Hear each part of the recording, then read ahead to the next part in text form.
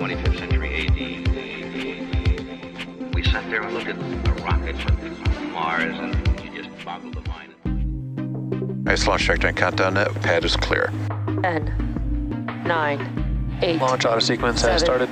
6, 5, 4, 3, 2, 1. Go for launch.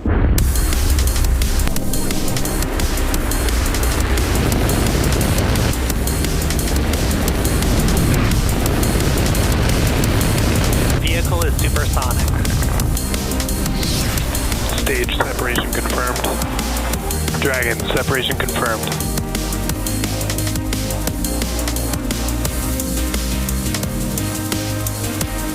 Stage 1 is transonic. Landing legs have deployed. And Falcon 9 has landed. Good evening. You're looking at a live view of our Falcon 9 rocket awaiting liftoff at 12 a.m. Eastern from Space Launch Complex 40 at the Cape Canaveral Space Force Station in Florida. Welcome to our live launch coverage of the Astranis from One to Many mission. I'm Chris Gebhardt with SpaceX Communications, and thank you for joining all of us from Hawthorne and Florida tonight. Today we are launching 4 satellites into a geosynchronous transfer orbit on behalf of our customer Astranis.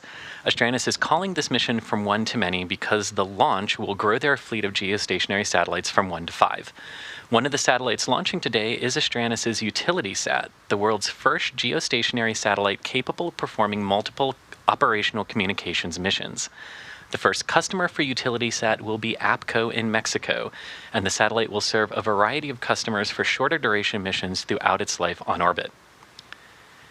The other 3 satellites are split across 3 of Astranis' customers, with 2 satellites, NuView Alpha and NuView Bravo, supporting Anuvu, a connectivity provider for planes and ships.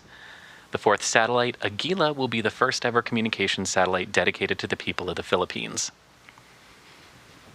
Now, today's launch will mark SpaceX's 133rd launch of 2024. And at Slick 40, both the vehicle and the range are green, and we are on track for an on-time liftoff today. Weather is also looking great with only a 20% chance of violation. As we continue counting down here just over 10 minutes to launch, let's take a moment to meet the vehicle that will be taking our payload to orbit today. Falcon 9 is a 2-stage rocket developed and manufactured by SpaceX and known for its safe, reliable, and cost-effective access to space. It is also the first and currently the only orbital-class rocket capable of reflight. Starting at the top of the vehicle is the payload fairing, a protective shell that encases the Astranis payload being sent to space today. Made up of 2 halves, the fairing will separate from the vehicle once Falcon 9 has climbed out of Earth's dense lower atmosphere. Today's fairing halves will be flying for their 22nd and 12th times respectively and will be recovered by our recovery vessel Doug after launch. And here you can see a photo of those Astranis satellites being encapsulated inside their payload fairing before flight.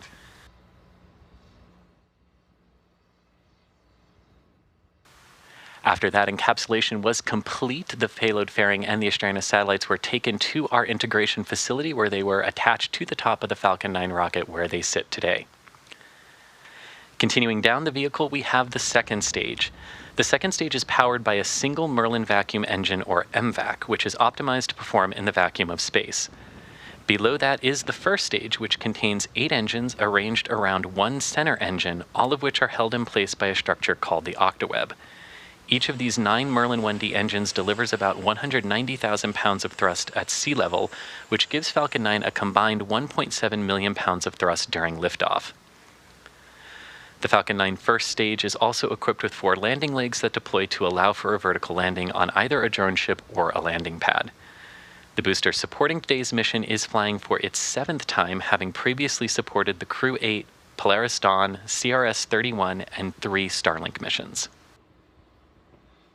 After stage separation, the first stage will head back to Earth, this time targeting a landing on our drone ship, a Shortfall of Gravitas, currently stationed downrange in the Atlantic Ocean. At T-minus 7 minutes, 55 seconds and counting, let's take a moment to hear from our customer for today's mission, Astranis. Our first satellite was the first of its kind. Small, low cost, high orbit. From higher orbits, you only need 1 satellite. You don't need hundreds, you don't need thousands, you just need 1. But for us, putting up one was just the beginning. We are Astranis. Our first product, the MicroGEO, connects the unconnected. The satellites we build are points of national pride. And each one of them connects millions of people to affordable, low-cost internet.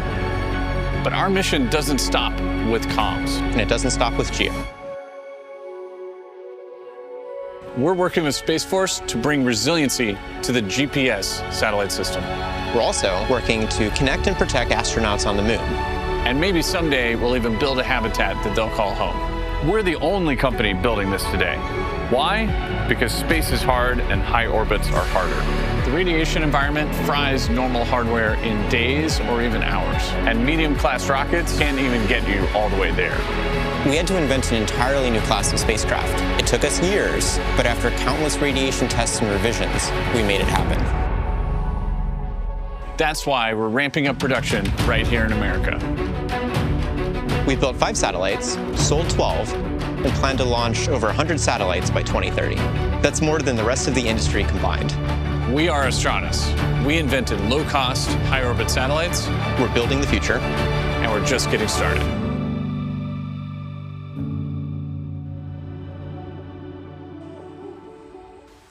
And at 6 minutes, 10 seconds to go, we have begun chilling down those 9 Merlin 1D engines at the bottom of Falcon 9's first stage, thermally conditioning them ahead of liftoff.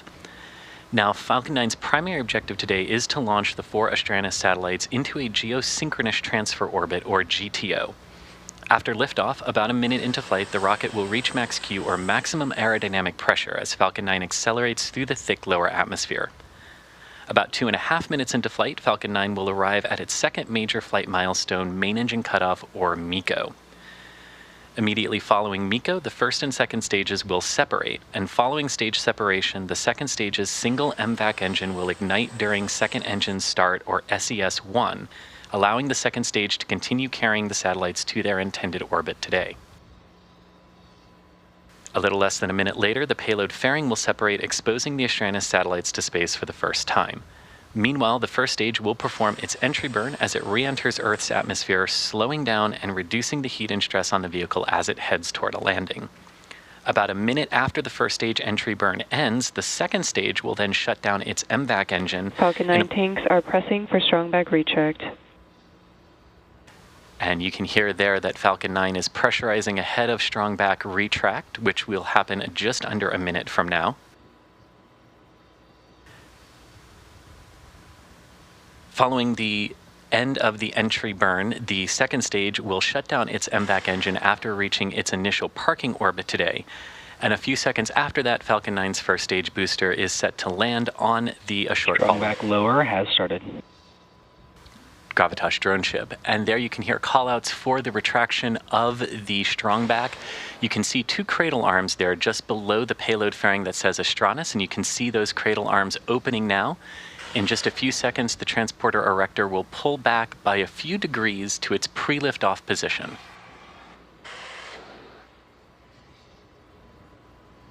Now, the TE is the large truss structure that you can see barely pulling back from Falcon 9 there.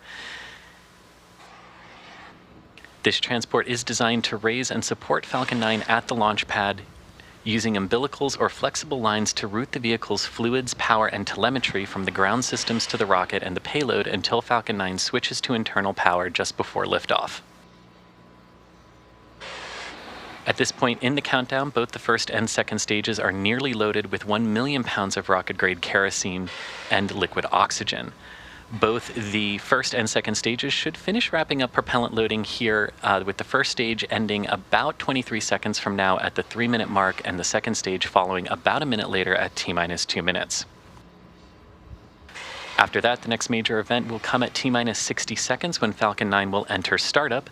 This means that Falcon 9's autonomous internal flight computers have taken control of the launch countdown. After that, just inside of T-minus 2 seconds, we will light the 9 Merlin 1D engines ahead of liftoff. Right now, weather is still looking green, and the range is ready to support our T0 of 12 a.m. Eastern Time.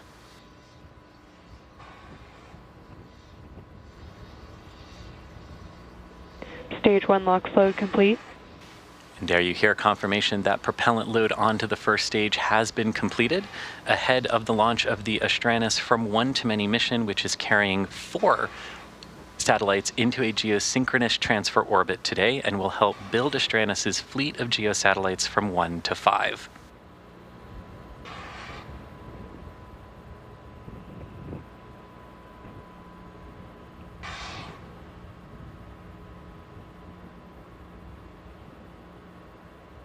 We are just a few seconds away from the second stage completing its propellant load.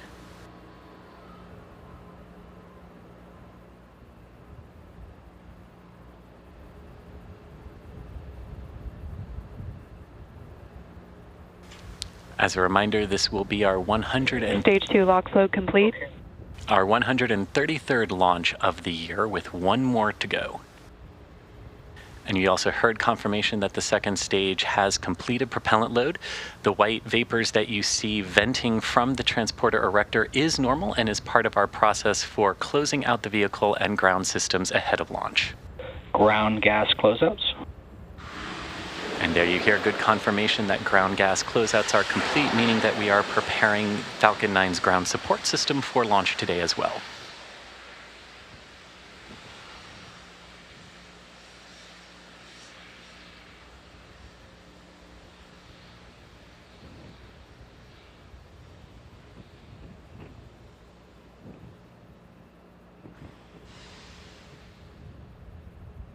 Falcon 9 is in startup. And there we have good confirmation that Falcon 9 has taken control of the launch count and its tanks are being pressurized for liftoff today. LD, go for launch. And with our final confirmation that we are go for launch, let's sit back and watch Falcon 9 take the Astranis from one-to-many mission into orbit 35 seconds from now.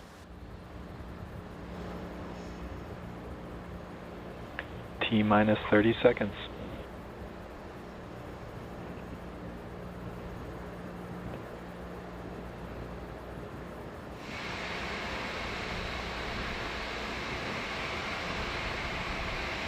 Fifteen seconds.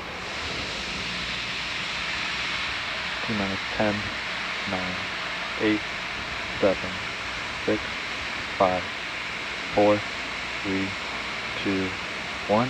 Mission and liftoff. Go Falcon, go Astranis.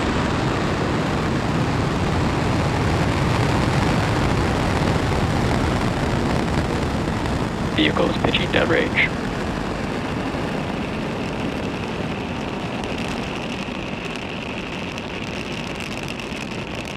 Stage 1 propulsion is nominal.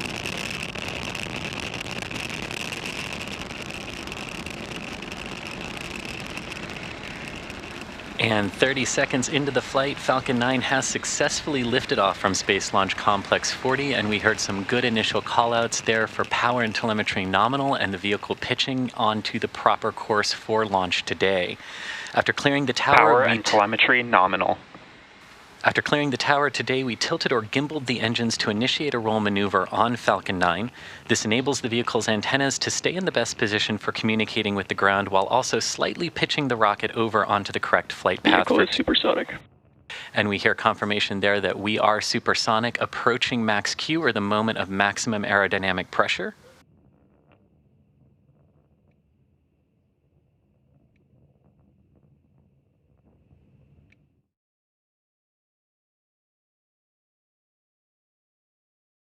Max Q.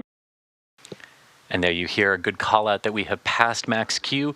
From this point on, while Falcon 9 is still accelerating to an orbital speed of approximately 17,500 miles per hour, aerodynamic forces on the vehicle will continue to decrease as we approach chill is underway. The vacuum of space. And as you can hear there, we have started to thermally condition the second stage's single MVAC engine for its ignition coming up just under 1 minute from now. Prior to around that same ignition time, we will have a series of events in rapid succession, the first of which will be main engine cutoff, or MECO, of the first stage booster. That will be followed shortly by stage separation, followed by second engine start 1, or SES1, on the second stage, and followed after that we will have separation of Falcon's payload fairings. Let's watch for those events coming up back to back here in just about 15 seconds.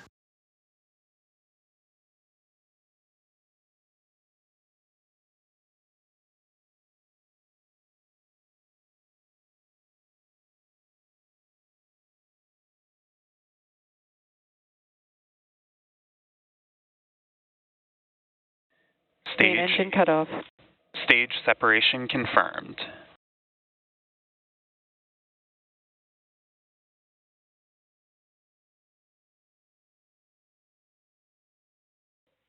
MVAC ignition. And there we had a good MECO stage separation and ignition of the MVAC second stage engine. You can see now on the bottom left-hand portion of your screen the velocity and altitude data for stage 1 booster, and on the bottom right-hand side of your screen you can see the speed and altitude for stage 2, taking the 4 Astranis satellites to orbit today.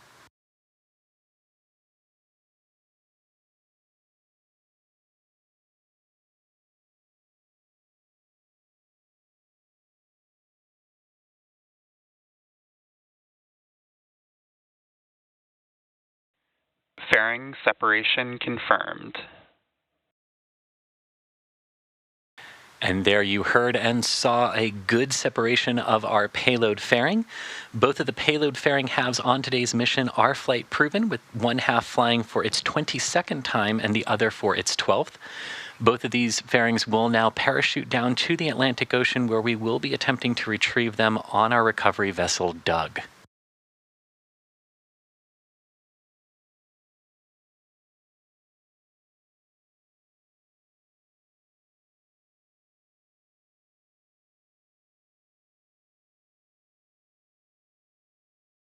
And you can see there that stage 2 currently has a velocity of about 10,600 kilometers per hour. We're looking for a velocity of about 27,000 kilometers per hour at engine cutoff today.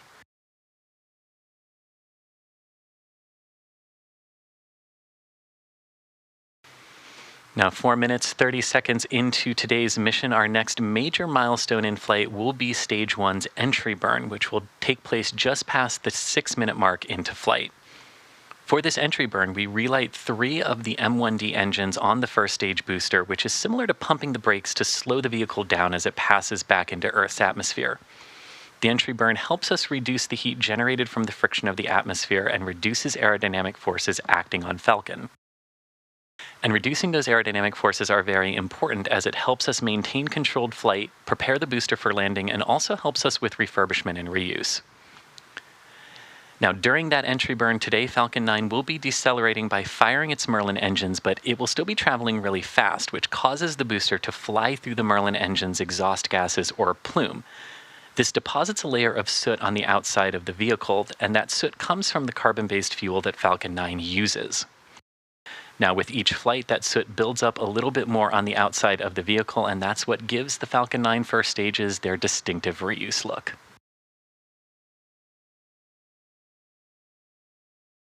And you can see in the bottom left-hand portion of your screen the speed for stage 1 increasing as its altitude decreases. You'll see that speed rapidly drop when we get to our entry burn and relight those 3 Merlin 1D engines.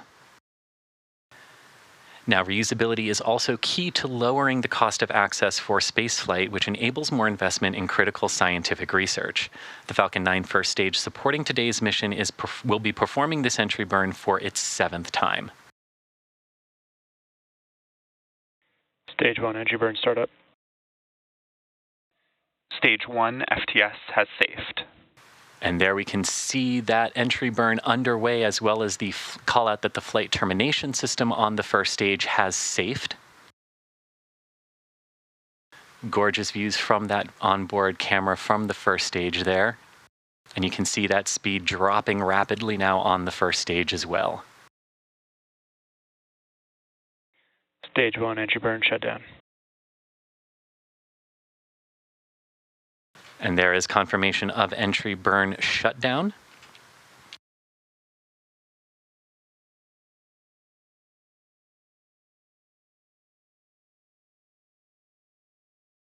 Coming up in just under a minute, we are expecting second engine stage cutoff, or SECO-1, as the second stage enters its preliminary parking orbit. This will come before our landing of the first stage booster on the mission today.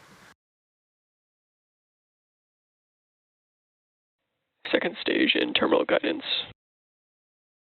Good call out that stage 2 is nearing its initial orbit.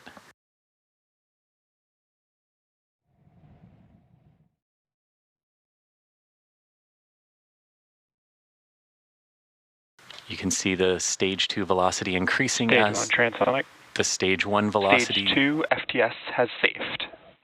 As stage 1 continues to decelerate, and we had a good call there that the vehicles are following good trajectories and that the flight termination system on stage 2 has safed itself as stage 2 prepares to enter orbit.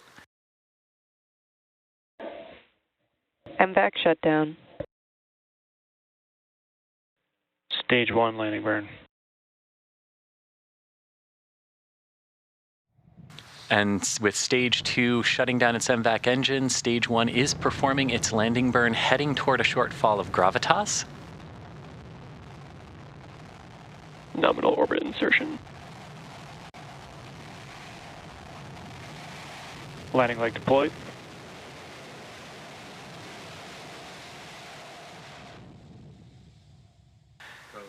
Stage 1 landing confirmed. And there is our first stage booster standing tall on a shortfall of gravitas, completing its 7th launch and recovery. This was overall SpaceX's 389th recovery of an orbital class rocket, including first stage landings of our Falcon 9 and Falcon Heavy fleet. Now, with that, we are going to take a short break as the second stage continues in its first coast period. When we return, the second stage will relight its MVAC engine for a second time, which we refer to as Second Engine Start 2, or SES-2. This second burn will last just under a minute, and then about 6 minutes later, the 4 spacecraft will begin to separate from the second stage. Until then, enjoy some cool space tunes, and we'll be back here in about 15 minutes.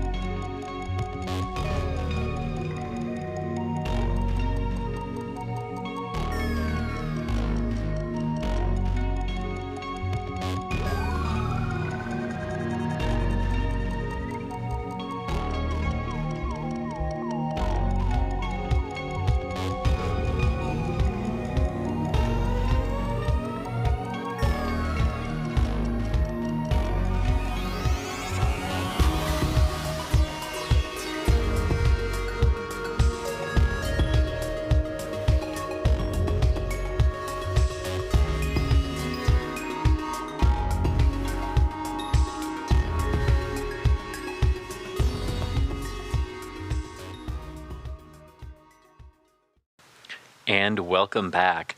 We are now just over 25 minutes into the Astranis from One to Many mission and coming up on Second Engine Start 2, or SES-2.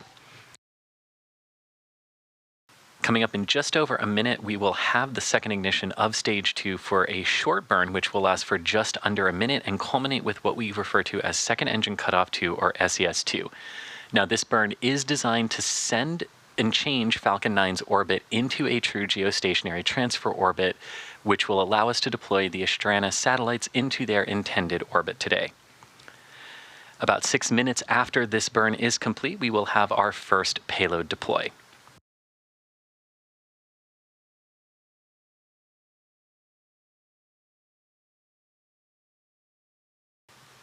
And that burn should be coming up in about 30 seconds from now. You can see great views of Falcon 9's second stage here being lit by the sun as our second stage has passed into orbital daylight. And as always, you can follow along with the speed increase that this burn will impart to Falcon 9 on the bottom right-hand side of your screen.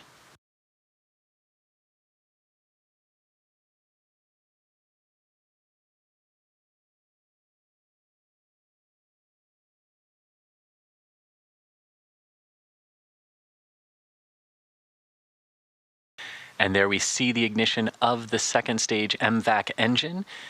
And as a reminder, the ice that you saw around the engine nozzle there at ignition is normal.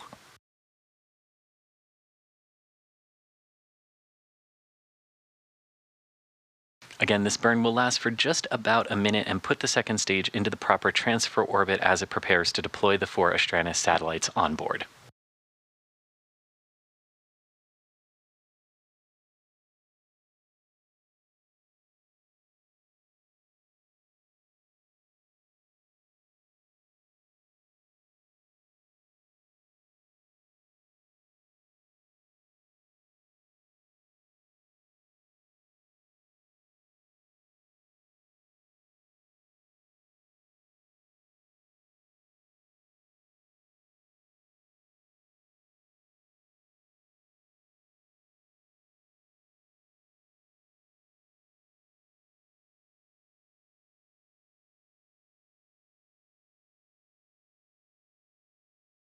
And right on schedule, you see the shutdown there of our MVAC engine for Second Engine Cutoff 2, or SECO 2. With that, we are almost at the finish line for today's mission, but we still have one final coast to go before we begin deploying the 4 Astranis satellites on board today. This will be a short coast, so don't go anywhere. We'll be back with y'all in about 5 minutes. See you then.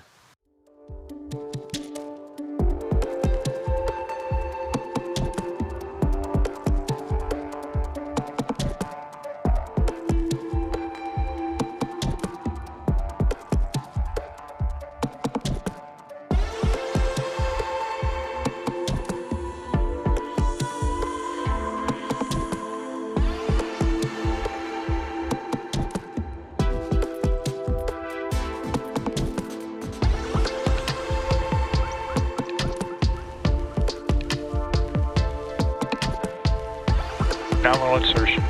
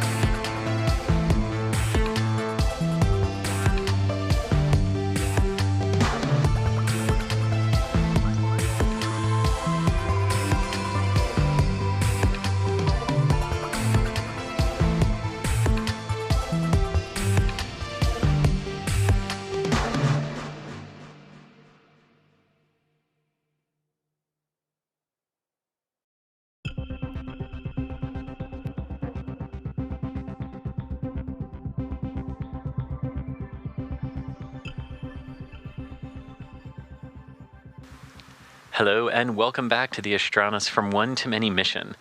We had an on-time liftoff tonight at 12 a.m. Eastern Time from Space Launch Complex 40 at the Cape Canaveral Space Force Station in Florida. Following that launch, the first stage booster successfully returned to Earth and landed on our drone ship a shortfall of gravitas, marking its 7th flight and recovery.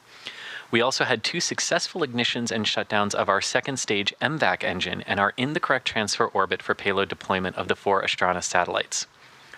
The deployment of those satellites is expected to be about a minute apart from each other, and the first satellite to be deployed will be the Astranis Utility Sat. Now, Astranis calls this mission From One to Many because they are growing their fleet of geostationary satellites from 1 to 5 with this launch. Their first satellite, Arcturus, was launched on a SpaceX Falcon Heavy rocket just last year. Now, once these 4 satellites separate from Falcon 9 today in a geosynchronous transfer orbit, they will all use their own onboard electric propulsion thrusters to begin their journey to geostationary orbit, performing slow but efficient orbit raise burns. And we are about 30 seconds away from the deployment of Utility Sat, and we hope to have a good view of it, which you can see here on your screen.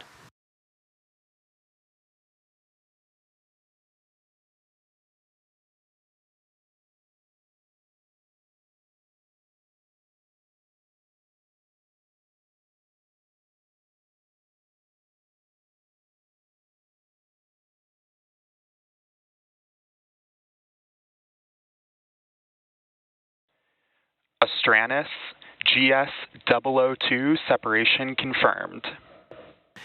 And there goes our first deployment for the Utility Sat today. Now, the first customer for the Astranis Utility Sat satellite will be APCO in Mexico, and the satellite will serve a variety of other customers for shorter duration missions throughout its life on orbit. Now, coming up in about 30 seconds, we will have deployment of our next satellite, which will be the NewView Bravo satellite, followed by NewView Alpha. The NewView Bravo will be deployed first and will help support Anuvu, a connectivity provider for planes, ships, and other vehicles.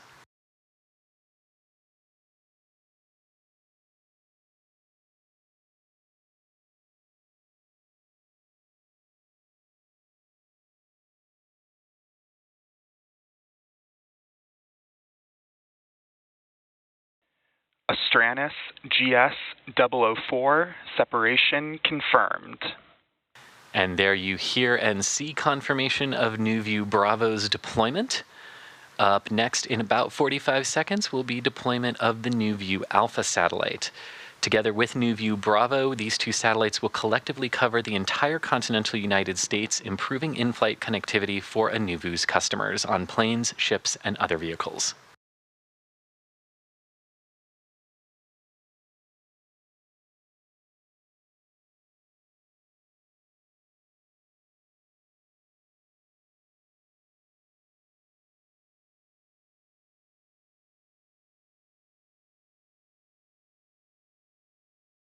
And you can see great views here from Falcon 9's payload cameras of Earth there in the upper part of your screen, and one of our 2 remaining satellites to be deployed down in the lower right-hand side of your screen. Astranis GS003 separation confirmed.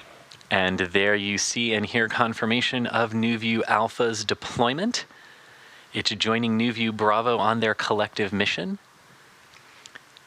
And coming up shortly will be deployment of our 4th and final satellite today, which will be the Aguila satellite, which was named by the President of the Philippines. Aguila will be the first ever communications satellite dedicated to the Philippines and is named after the Philippines' national bird.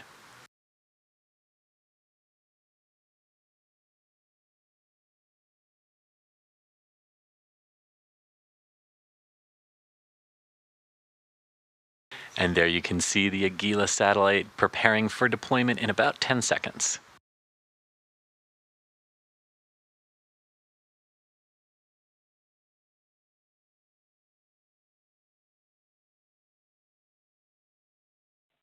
Astranis GS005 separation confirmed.